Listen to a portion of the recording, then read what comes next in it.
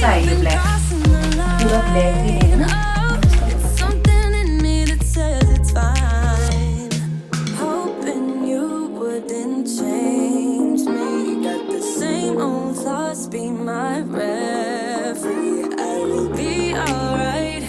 Never cut it right, but somehow you make me change. Like I'm better off with you.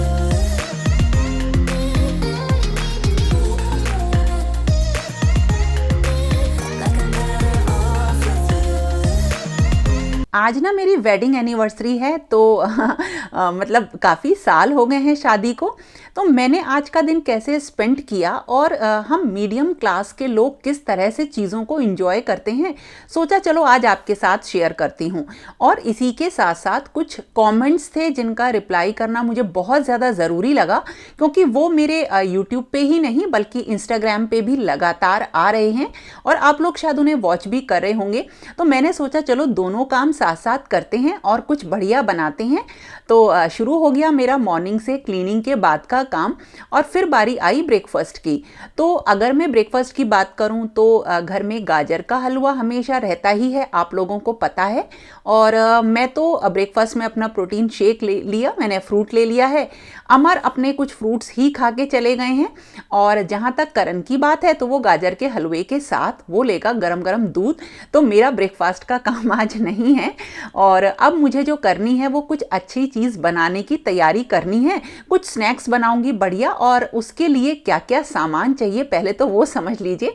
मैदा ली है 1.5 cup, और इसके साथ इसमें थोड़ा सा जो मिलाएंगे वो घी मिलाएंगे, नमक मिलाएंगे। तो सबसे पहले नमक डाल लिया है और 3 से 4 बड़े चम्मच घी मतलब कुकिंग ऑयल डाल लिया है, और इसे मिक्स करके इसका टाइट डो प्रिपेयर करेंगे और इसको ढक के करीब आधे घंटे के लिए रख देंगे।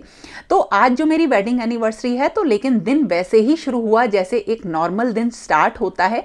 सारे अपने काम करने होते हैं मतलब, और अमर तो मतलब विश करना भी भूल जाते हैं। लेकिन हाँ, मैं अपने आप को बहुत बैलेंस रखती हूँ, खासकर जब फेस्टिवल्स हो या घर में कुछ अच्छा दिन हो। और चलो ऐसे ही बात करते करते आगे बढ़ेंगे, लेकिन सबसे पहले एक स्टफिंग तैयार कर लेते हैं जो कि हमें इसके लिए चाहिए। तो हम जो बनाने जा रहे हैं वो बनाने जा रहे हैं पट्टी वाले समोसे। बहुत टेस्टी लगते हैं और काफ़ी पहले मैंने बनाए थे और आज डिसाइड किया था ये बनाऊंगी, क्योंकि ये घर में सबको बहुत ज़्यादा पसंद है। पट्टी समोसा बनाना ना बहुत आसान भी होता है। जैसे अगर आप रेगुलर समोसे नहीं बना पाते हो ना, तो इसको ट्राई करना। और ये एक ऐसी चीज़ है जिसे आप बना के रख भी सकते हो। तो स्टफिंग आप आजकल विंटर्स हैं तो मटर की, पनीर की, और जो बच्चे चाहते हैं उस तरीके की स्टफिंग तैयार कर लीजिए। मैं आलू की तैयार कर रही हूँ। बस ध्यान ये रखिएगा कि ये बिल्कुल मतलब महीन हो, इसमें बिल्कुल गुठले ना हो, बड़ी स्मूथ सी फिलिंग इसके लिए चाहिए। और देखिए ये आलू की स्टफिंग तैयार हो गई। और अब मैं जो हूँ ड्राई फ्रूट्स की भी एक और स्टफिंग तैयार करूँगी, क्योंकि उससे मैं एक दूसरी डिश बनाऊँगी। तो उसके लिए भाई वही सिंपल हमें ड्राई फ्रूट्स लेने हैं और उनको क्रश कर लेना है। तो अब देखो ये जो दोनों चीज़ बन रही हैं ये कुछ इस तरह से मैं बना रही हूँ कि घर में सबको पसंद आए और मेरा मन भी इन सब चीज़ों को बनाने में लगा रहे। करण का कहना यह है कि जब भी आपको कोई चीज़ ऐसी लगती है जो आपके एक्सपेक्टेशन से ज़्यादा होती है, मतलब कम होती है, तो आप अपना दिमाग ना बांट लो। तो बेसन ले लिया है 4 बड़े चम्मच और घी में थोड़ा सा इसमें भूनेंगे इसको, और इसमें सारे ड्राई फ्रूट्स एक एक करके मिलाते चले जाएंगे जैसे ही ये भुन जाएगा। तो आपके साथ मैंने ये सारी जो इसकी चीज़ें वो शेयर कर रही हूँ, नीचे लिखी हुई आ रही हैं। तो हम करते हैं अपनी बात। तो करण का जैसे मैंने बताया ना, कहना है कि थोड़ा सा भी दिमाग इधर उधर हो तो आप ना काम करने लगो और अपने दिमाग को बांट लो। क्योंकि मैं अगर अपने आप को बताऊं तो मैं बहुत ही इमोशनल टाइप की रही हूँ, और जबकि अमर बहुत ही सख्त स्वभाव के और रॉ स्वभाव के या नेचर के रहे हैं। उनके लिए इमोशंस और गजल वगैरह कोई मायने नहीं रखती, जबकि मैं थोड़ी सी सॉफ्ट हूँ इन सारी चीज़ों में। तो देखिए ये दूसरी वाली भी हमारी स्टफिंग रेडी हो गई है। और अब हम क्या करेंगे, जो हमारा आटा रखा हुआ है ना, इसको भी रखे हुए करीब 60 मिनट से ऊपर हो गया है। अब हम इसको क्या करेंगे, इससे अब हम बनानी है रोटियां। बातें तो आगे करेंगे, लेकिन सबसे पहले ये समोसा बनाना सीख लें। आटे की लोई तोड़ ली है मैंने बराबर, और इनको भी थोड़ा हाथ से मसल कर सॉफ्ट कर लिया है, वरना ये मैदा है बहुत ज़्यादा खिंचेगा।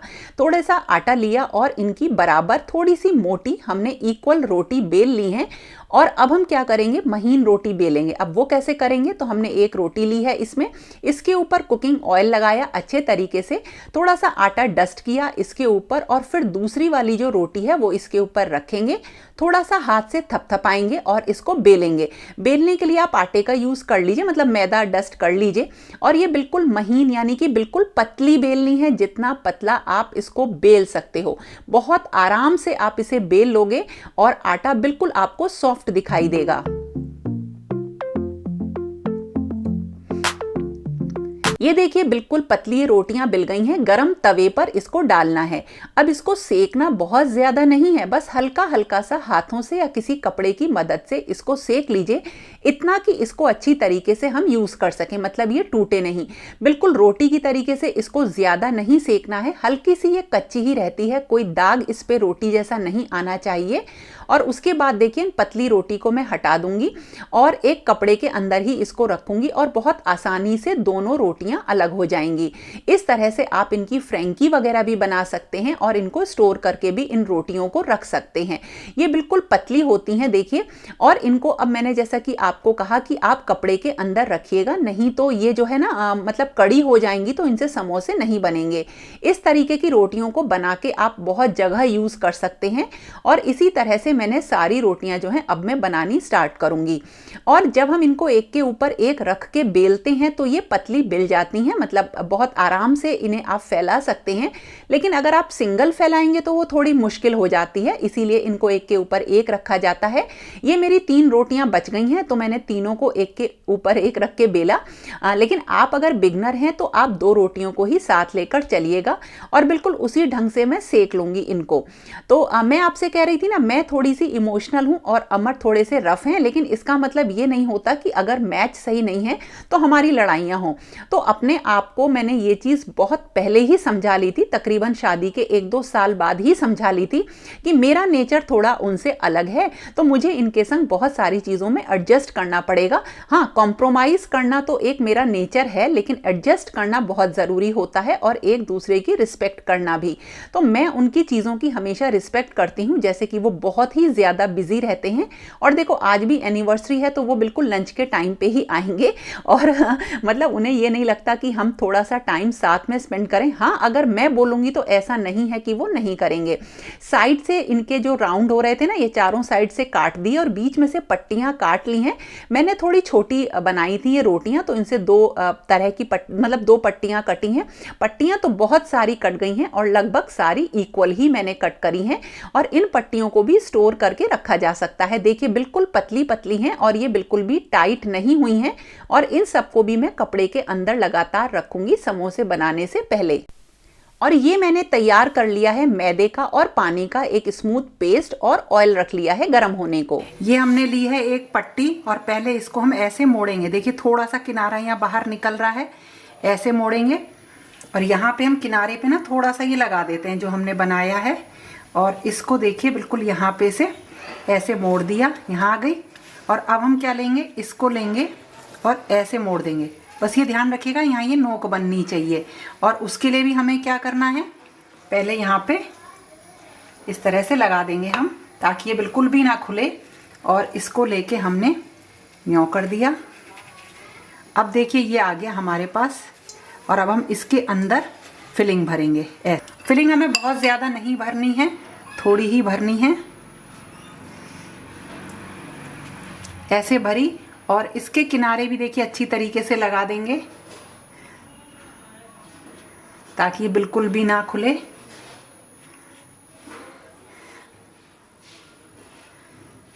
देखिए ऐसे लग गई। और अब हम क्या करेंगे, इसको यहाँ से दबा देंगे ऐसे, और इसको यूँ करके ऐसे हम दबा देंगे। और ये हमारा तैयार हो गया देखिए समोसा। तो ऐसे हम पट्टी समोसा बनाते हैं, अच्छे से दबा देते हैं। जहाँ भी आपको लगे ना, वहाँ को थोड़ा सा इसे डुबो के बंद कर लेना है। बस दबा दीजिए तो ये बंद हो जाएगा। मैंने ये इसके नीचे करके बना के रख दिए हैं, देखिए, ताकि ये जो है सूखे ना बिल्कुल। और ये कपड़ा हल्का सा मैंने गीला कर लिया है। और देखिए ये तैयार हो रहे हैं मेरे बहुत ही बढ़िया वाले समोसे। इनको मीडियम फ्लेम पे, मतलब थोड़ी लो फ्लेम पे अच्छी तरीके से सुनहरा होने तक हमें फ्राई कर लेना है और एक बहुत ही बढ़िया स्नैक रेडी हो जाएगा। अगर आप इसके अंदर ड्राई फ्रूट्स वाला मिक्सचर भरेंगे तो आप इसको बाहर काफी दिनों तक रख सकते हैं। Kinda new with apologies. Holding back, I got history. Yeah, yeah. But the way you've been crossing the line. Oh, it's और इस तरह से बन गए मेरे ये बहुत ही बढ़िया पट्टी समोसा। बहुत ही टेस्टी लगते हैं, क्रंची लगते हैं। मुझे लेने हैं अपने कुछ सूट, थोड़े विंटर्स के देखने हैं, और कुछ अपना सामान है, जैसे मेरा काजल खत्म हो गया है, कुछ क्रीम्स खत्म हो गई हैं, तो वो सब मुझे लेने मार्केट जाना है। तो आके भी मुझे कुछ काम करना है, वो आके करूंगी। तो पहले मार्केट चली जाती हूँ। और मैं आ गई हूँ अपनी फेवरेट शॉप पे, जिस पे से शायद कितने सालों से मैं सूट ले रही हूँ। मैं खुद कुछ नहीं जानती इस बारे में। मतलब मेरे पास जितने भी सूट होंगे मथुरा में इसी शॉप के होंगे। लिबास शॉप है ये। तो अभी सारे सूट देखिए फैले पड़े हैं और इन्हीं में से मैं लेके जाऊंगी। और ये भी मुझे पक्का है कि 4 भाभी दिखाएंगी और 4 में से मैं चारों ही उठा के ले जाऊंगी।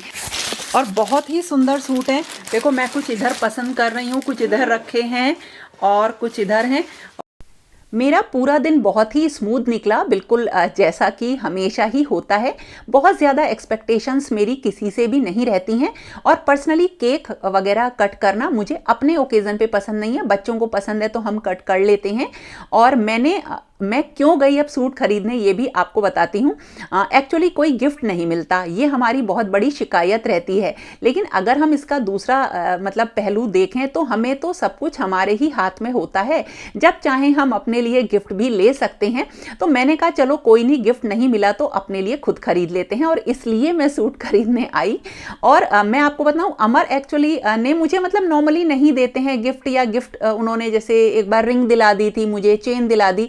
बट वो काफ़ी सारी चीज़ें मुझे गिफ्ट इसलिए नहीं करते कि उन्हें लगता है कि इसकी चॉइस बिल्कुल अलग है और शायद अगर मैं लेकर आऊँगा सरप्राइज़ करने के लिए तो इसको पसंद नहीं आएगा। लेकिन अगर मैं इसे अपने ढंग से सोचूं कि कुछ भी तो वो ला सकते थे और मुझे गिफ्ट दे सकते थे। लेकिन मैंने जैसा आपको बताया कि जो लोग इमोशनल नहीं होते हैं उनके नेचर में ये सारी चीज़ें नहीं होती हैं।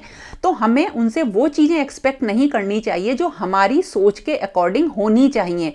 तभी एक ये रिश्ता जो है चल पाता है। शायद यहाँ पर मैंने कुछ उन कमेंट्स का जवाब दिया है जो बहुत सारी एक्सपेक्टेशंस अपने पार्टनर से रखते हैं। जो वो वाले बनते हैं ना, उनमें थोड़ी मेहनत ज्यादा होती है, इनमें मेहनत नहीं होती। पट्टियां बना के रख लो और थोड़ा सा इन पट्टियों के ऊपर ना कुछ आटा सा लगा के और इनको किसी एयरटाइट कंटेनर में भर के फ्रिज में रख लो और इन्हें जब चाहे तब यूज कर सकते हैं। बहुत टेस्टी लग रही हैं। something in me that says अब मैं अपने लिए कैसे सूट लेकर आई हूँ वो तो लास्ट में बताऊंगी। और ये टाइम ऐसा था जिसमें लंच अभी जस्ट मैंने करा दिया था सबको और अब मैं लग गई थी आगे के काम में। मुझे बनानी थी मठरियाँ, बहुत ही टेस्टी बनती हैं और आपको भी बताती हूँ। इन मठरियों के लिए मैंने लिया है मैदा 1 कप और इसमें मिलाएंगे बेसन। बेसन भी हमने इक्वल लिया है और थोड़ी सी इसमें डालेंगे सूजी, करीब आधा कप। और इसमें डलेगी कसूरी मेथी जो कि भुनी हुई होगी, कच्ची नहीं डालूंगी, 4 बड़े चम्मच। और काली मिर्च अगर आपको पसंद है तो आप ज़्यादा भी डाल लीजिए, थोड़ा क्रश करके डालेंगे। और इसको एक नॉर्मल पानी से ही इसका आटा तैयार करेंगे, लेकिन डाल देंगे ऑयल, कुकिंग ऑयल 4 बड़े चम्मच और नमक। और जो इसका हम आटा तैयार करेंगे वो काफ़ी सख्त होता है, कोई दिक्कत नहीं है। इसको आधे घंटे के लिए रखने के बाद अब इसकी एक थोड़ी सी मोटी रोटी हम बनाएंगे, मतलब मोटी मोटी रोटियां बनाएंगे और उनको किसी भी कटोरी की मदद से हम जो है कट कर लेंगे छोटे छोटे पीसेस में। और इसमें उन्हीं स्टफिंग को भरेंगे, बहुत आराम से भर जाएंगी और उनको हाथ से ही हमें बनाना होता है। इसमें कोई भी हमें बेलन की ज़रूरत नहीं पड़ेगी। अच्छी तरह से बंद करेंगे और हाथ से दबा देंगे और एक बहुत ही छोटी कचौड़ी तैयार हो जाएगी, मिनी कचौड़ी, जो कि आप बहुत दिनों तक, महीने भर तक स्टोर करके रख सकते हैं। बहुत ही अच्छी ये रहती है। और इस तरह से मैंने सारी कचौड़ियाँ प्रिपेयर कर ली हैं। अब देखिए आगे मैं आपको एक चीज़ और बताऊँ। हम मतलब नॉर्मल सा पूरा दिन था, शाम को हम रात को बाहर बाहर खाना खाने भी गए, कोई केक वगैरह कट नहीं किया। और कोई भी, जैसे मैं बताऊं, मुझे जैसे कोई उम्मीद नहीं थी, तो मैंने ये भी नहीं सोचा कि वो मुझे कोई गिफ्ट ला के दें या मुझे थोड़ा सा पैम्पर करें। ये सारी चीज़ें मुझे ऐसा लगता है कि अब मुझे सूट नहीं करती। शुरुआत में ये सारी चीज़ें मैं एक्सपेक्ट करती थी, कभी वो मुझे रिंग दे दिया करते थे, लेकिन मुझे लगता था अननेसेसरी मैं इनसे इन सारी चीज़ों की डिमांड क्यों करूं। तो इस तरह से जो मैं मतलब एक मीडियम क्लास वाली जो फैमिली होती है ना, उनमें इसी तरह से दिन बीतते हैं और इसी तरीके से हमें कुछ एडजस्ट करना पड़ता है।